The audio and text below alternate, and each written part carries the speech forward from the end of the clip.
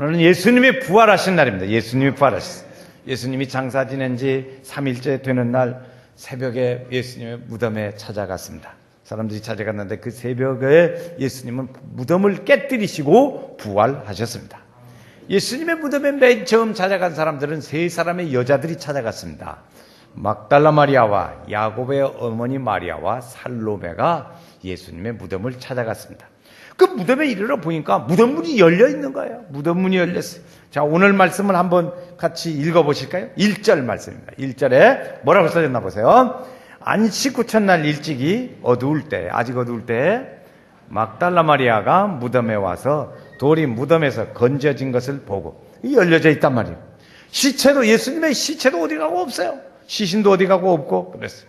그때 여자들이 놀라가지고 있을 때 얼마나 놀랐겠어요. 그때 천사가 그에게 얘기를 합니다. 나사렛 예수가 살아났다. 여기 계시지 아니한다. 보라, 그가 있던 곳이 여기 있다고 말씀했습니다. 그 천사가 그 여인들에게 그 말을 하는 것을 듣고 아주 그냥 놀랐습니다. 너무너무 놀라가지고 이들이 혼비백산해서 돌아갔어요. 막 돌아가가지고 가서 사람들에게 전했습니다. 그게 전한 것이 베드로와 요한 다른 제자들이 있는 곳이었어요. 그래서 우리가 가서 보니까 이제 예수님 무덤이 이렇게 비어 있는데 이 무덤에서 누가 가져다가 예수님의 시신을 어디 뒀는지 모르겠다. 그리고 막 얘기를 했어요. 이 사람들은요, 천사들이 하는 말에 천사들이 뭐라고 했냐면 그는 부활하셨고 여기 계시지 않는다. 와서 봐라. 여기 두었던 자리다. 이렇게 말했다고요. 그런데 그 여인들은 가서 놀라가지고 전하는 말이 아니 예수님의 무덤 가니까 예수님의 무덤이 열렸고 시신 어디 갔는 거 없고 그 예수님 천사들이 말이죠. 부활했다고 전해준 그 말을 어디로 까먹었어요. 무덤이 비어있다는 말에 놀라가지고 그냥 부활했다는 것에 놀라가지고 비어있는 것만 예수님의 제자들에게 그 얘기를 했습니다. 그래서 2절 말씀에 보면 그렇게 가르쳐주고 어디 두었는지 우리 주님을 무덤에서 가져다가 어디 두었는지 우리가 알지 못하겠다. 그러고 그냥 그 말만 가서 전했어요. 근데 그 말 듣고 베드로와 요한이 아주 쏜살같이 뛰어 무덤으로 갔습니다. 무덤에 들어갔는데 가보니까 베드로가 용기가 있잖아요. 베드로는 용기가 있어요. 그래서 베드로가 무덤에 쫙 뛰어 들어가서 보니까 없네. 예수님의 무덤이 없는 거예요. 7절 말씀해 보니까 어떻게 쓰여져 있나. 7절에 제가 읽겠어요. 또 머리를 쌌던 수건은 세마포와 함께 놓이지 않고 딴 곳에 쌓여있던 대로 있더라. 예수님의 시신만 없어진 거예요. 시신만. 이 무덤이 어째 된 건가? 여자들은 생각하기를 사람들이 예수님의 시신을 훔쳐갔던지 아니면 이 무덤의 주인이 어디로 옮겨놨던지 그럴 중에 하나일 거다 그랬어요. 그때 예수님의 제자들이 예수님의 무덤을 향해서 뛰어갔죠. 베드로와 요한도. 그런데 그때 베드로와 요한도요. 예수님 부활했다 그렇게 생각하지 않았어요. 아직 예수님 부활했다 그래서 조금 보류했어요. 내가 지금 보류합니다 그런 게 아니고 예수님 부활했다 그 말을 주저했어요. 좀 시간이 걸렸어요. 잠깐 동안 멈춰서 그래서 버렸어요. 그때 보니까 성경 말씀에 보니까 그때야 다른 제자들이 와서 무덤에 들어가 보고 믿더라 그랬어요. 무엇을 믿었을까요? 예수님의 부활하신 것을 믿은 거죠. 거기 예수님의 시신을 쌌던 수건들, 세마포 이것들이 그대로 있더라고 말이지. 그래서 이 요한은 예수님의 후에 보면 요한은 예수님의 무덤을 가서 빈 무덤을 봤어요. 봤는데 선사들이 예수님이 부활하시고 여기 안 계신다 그 말한 일을 또 전에 예수님이 말씀하시기를 예수님이 다 부활하고 내가 부활하고 3일 만에 다시 살아날 거다 하는 말씀을 하셨는데 그 말을 까먹은 거예요. 그 말을 까먹고 뭔 생각을 했냐. 무덤이 비었대. 아무도 없어. 시신이 어딜 가고 없어. 그 생각만 이들이 하고 있는 거예요. 한참 후에서 맞아. 예수님이 전에 그렇게 말씀하셨지. 내가 죽고 3일 만에 다시 부활한다고 그때 그렇게 말씀하셨지. 그 생각이 그러고 했던 거예요. 그때 그런 생각이다. 9절 말씀 한번 같이 읽어보시겠어요? 9절. 우리 이 말씀 다 읽어봐야 돼요. 같이 읽어요. 그들은 성경에 그가 죽은 자 가운데서 다시 살아나야 하리라 하신 말씀을 아직 알지 못하더라고요. 모르고 있었어요. 요한도 무덤에 가보기는 봤지만 그 친구는 아직 예수님이 전에 말씀하셨던 그 말은 잊어버리고 그러고 있었던 거예요. 근데 한참 있다가 이제 생각이 났어요. 심지어 이 요한만 그런 게 아니에요. 도마라는 사람은 예수님을 부활하신 예수님을 봤다고 말하는 사람들에 대하여 하는 말이 나는 예수님의 시체를 직접 몸을 만져보고 눈으로 보기 전에는 나 못 믿겠다고 그렇게 말을 했습니다. 여러분 이러고 보면 오늘 우리가 예수를 믿는 믿음의 생활에 있어서 성경 지식이 좀 부족하다든지 교리 지식이 좀 부족하다든지 그렇죠? 철학이 좀 부족하다든지 그런 거 좀 부족해도 예수님이 무덤에서 부활하셨다 이 사실을 믿으면 될 줄로 믿습니다. 그렇죠?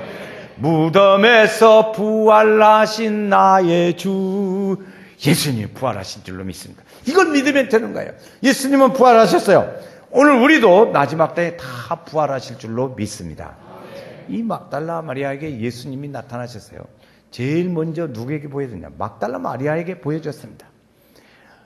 천사가 말합니다. 예수께서 나타나셔서 천사가 말해줬지요. 그리고 또 예수님이 오셔가지고요 말했어요. 야, 너 왜 울고 누구 찾냐? 그러고 물어봤어요. 예수님 말씀하셨어요. 그랬더니 마리아는 동산지기인 줄 알고 말이죠. 하는 말이 당신이 예수님 시신을 옮겨갔거든 내놓으세요. 내가 가져가려고 그럽니다. 그랬더니 그때 그 다음에 예수님 하신 말씀이 있어요. 16절 말씀해 보면요. 예수님 말씀 예수께서 이르시되 여자여 말했어요. 자 16절 말씀 보세요. 예수께서 뭐라고 불렀어요? 마리아야 불렀어요. 그때 이제 정신이 바짝 난 거예요. 그때 정신이 바짝 난 거예요. 예수님을 보고도 예수님인지 잘 몰랐어요. 예수님이 잘 몰랐어요. 예수님은 사실은 예수님이 부활하셨어요.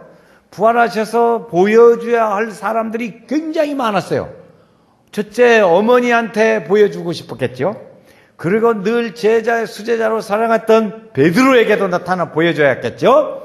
또 예 십자가 밑에 있었던 여인들에게도 나타내 보여줘야겠죠. 아리마대 요셉이라는 사람이 십자가 대신 져졌으니까 그에게도 나타내 보여줘야겠죠. 보여줄 사람이 많이 있었어요. 그런데 막달라 마리아에게 보여줬어요. 왜 그 많은 보여줘야 할 사람이 많은데도 한 사람 막달라 마리아에게 보여줬을까? 그건 해석할 수 있는 방법은 딱 하나. 은혜입니다. 하나님 은혜입니다. 자, 같이 합시다. 하나님 은혜입니다. 하나님 은혜, 하나님 은혜. 이 은혜라는 말은 누구에게든지 보여줄 수 있다는 얘기예요. 누구에게든지. 그러니까 부활하신 주님이 오늘 우리 연세교회의 모든 성도들에게도 보여줄 수 있다 하는 말입니다. 아멘. 그럼 우리 성도들에게 부활하신 주님을 다 성령 하나님으로 만나게 되시기를 주의 이름으로 축원합니다. 예수 부활했으니 할렐루야 만민 찬송하여라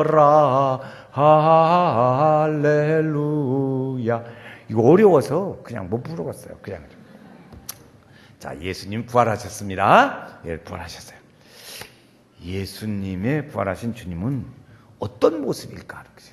예수님은 어떤 모습이에요? 그런데 하나 우리가 생각할 것은 예수님이 살아생전에 계실 때의 그 모습, 모양은 그렇지만 그 모습과는 좀 다른 모습이었어요.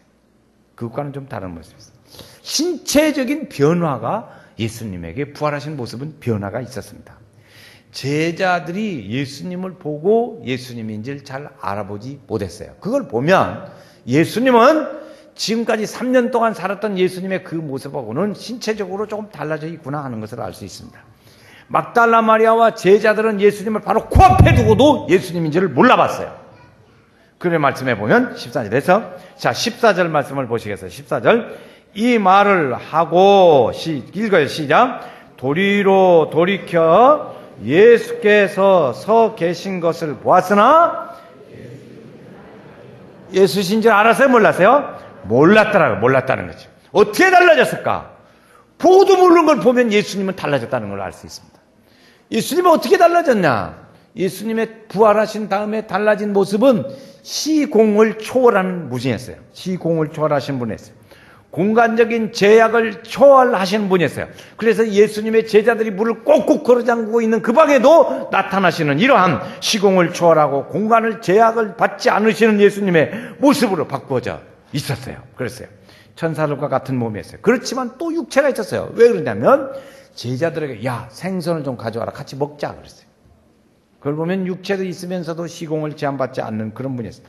그래서 예수님의 사는 방식은 전에와 며칠 전에 예수님과 지금 부활하신 예수님과는 상당한 차이가 있었다는 거죠. 그러면 우리는 그 예수님을 어떻게 예수님과 함께 살 수 있습니까? 그렇죠. 어떻게 살 수 있나? 그 부활하신 주님은 제자들을 찾아다니셨어요. 아까 우리가 봤어요. 무덤에서 만나야 할 사람이 많이 있지만 그래도 막달라 마리아를 제일 처음에 무덤에 사람을 찾아가 만나 주셨듯이 만나 주시는 거예요. 예수님은 자꾸 찾아가셨어요. 이제 40일 동안 계시면서 여러 사람을 많이 만나 주셨습니다. 그리고 그 사람에게 찾으시고 그리고 그를 돌봐 주셨습니다. 그 부활하신 주님은 오늘 우리에게도 함께 계시고 우리의 목자가 되어주시는 분이십니다. 예수님은 우리와 함께 계시고 목자가 되어주시는 분이십니다. 그래서 예수님 부르셨어요. 마리아야 부르셨어요. 여러분 오늘 이 세상에서 우리에게 우리의 이름 석자를 다정스럽게 불러주실 수 있는 분이 누구겠어요? 없어요. 없다고요. 주님밖에 주님이 오늘 아침에 우리에게 부르신 줄로 믿습니다. 예수님의 부활하신 모습과 오늘 이제 삶의 방식은 우리는 예수님과의 삶의 방식은 이제 교제하는 방식이 좀 달라져야 돼요. 육체로 예수님이 계시지 않으니까 교제하는 방식이 달라질 수밖에 없는 거예요. 예수님의 부활하신 모습을 보고 마리아는 너무너무 감격스러워가지고 예수님! 하고 옷장을 딱 잡으려고 그랬어요. 그랬더니 예수님이 하신 말씀이 뭐라고 그러셨냐면 야 아직 17절 말씀에 예수님이 대답해요. 꽉 붙잡아. 너무너무 반가워가지고 붙잡으려고 그랬어요. 자, 예수님 17절입니다. 같이 읽어요. 예수께서 이르시되 나를 붙잡지 말라. 알려주신 거예요. 내가 아버지께로 아직 가지 않았으니까 붙잡지 말라. 그래서 이제부터 교제하는 주님과 교제하는 방식이 며칠 전에 예수님과 부활하신 다음에 예수님과의 우리는 교제 방식이 달라져요. 어떻게 달라졌나? 지금부터는 성령 시대가 열려지기 시작합니다. 성육신하신 성자 예수님 시대가 가고 성령 시대가 와서 우리는 성령으로 교제하고 만나게 되고 그분과 함께 거하는 거예요. 삶의 방식이 주님과 교제하는 방식이 달라지게 됐어요. 시공을 초월하는 주님의 방식으로 바꿔졌어요. 우리는 지금 시대가 많이 발전해가지고 아이폰을 가지고 있어요. 아이폰이 얼마나 발달했냐. 지금 보니까 뭐 집에 밖에 나가가지고 가스 불 켜져라 그런 것까지 다 한대. 그런데 우리는 보통의 경우에는 어디에서든지 전에는 집에만 있었어요, 전화가. 그런데 전화를 가지고 다니면서 어디에서든지 통화할 수 있어요. 또 있어요. 얼굴을 보면서도 통화할 수 있어요. 그렇죠? 얼굴 보면서도 통화해요. 저 외국에 나가신 분들도 통화를 하더라고요. 그렇게 봤죠. 이렇게 시공을 초월하듯이 우리는 주님을 그렇게 만날 수 있는 시대가 왔습니다. 할렐루야.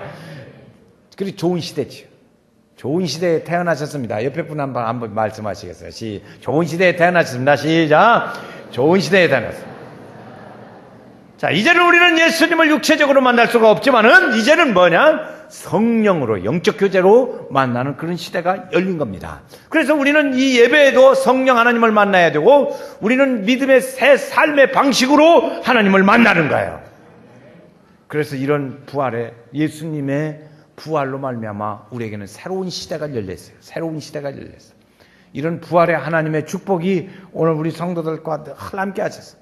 부활하신 주님과 함께 사는 생활의 방도가 주님으로 더불어 사는 축복의 은혜의 역사가 우리 성도들 중에 함께 하시기를 주의 이름으로 축원합니다.